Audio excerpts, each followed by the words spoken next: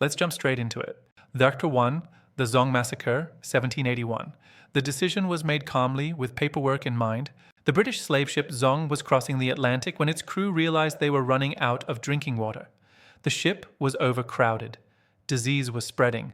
Deaths were already occurring below deck. Instead of slowing down or rationing, the captain consulted insurance rules. Under maritime law, enslaved people who died of illness were not reimbursable, but enslaved people lost at sea due to cargo disposal were. Over several days, more than 130 people were shackled and thrown overboard alive. Some screamed, some tried to climb back onto the ship before being forced down again, others were chained together and pushed in groups.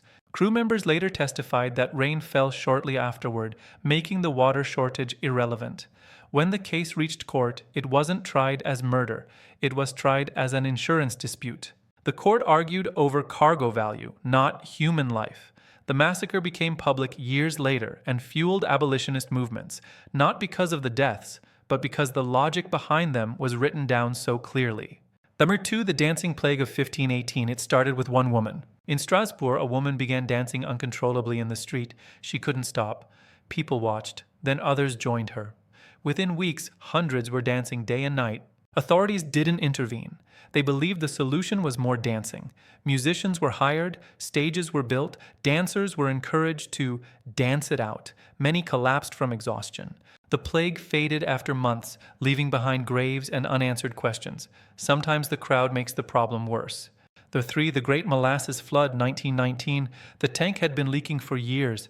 In Boston's North End, a massive steel tank held over 2 million gallons of molasses.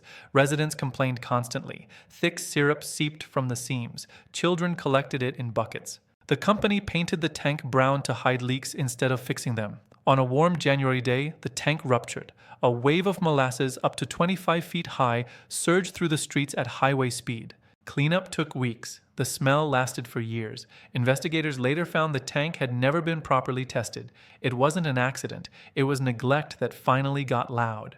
Darfur 4, the sinking of the Wilhelm Gustloff. 1945. It remains the deadliest maritime disaster in history. As the Soviet army advanced, the German ship Wilhelm Gustloff was packed far beyond capacity with refugees, mostly women and children, fleeing across the Baltic Sea. Over 10,000 boarded. It sailed at night in freezing conditions, poorly escorted. A Soviet submarine spotted it and fired 3 torpedoes. The ship sank in under an hour. People were trapped below deck. Lifeboats froze in place. Others were launched into the icy water where survival time was measured in minutes. Screams carried across the sea. Roughly 9,000 people died.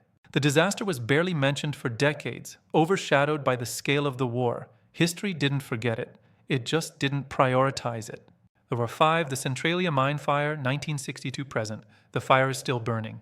Carbon monoxide seeped into homes. The ground became unstable. Roads cracked open. Sinkholes appeared without warning. One nearly swallowed a child. Centralia wasn't destroyed in one moment.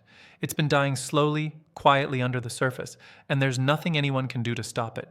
That's enough history for one video.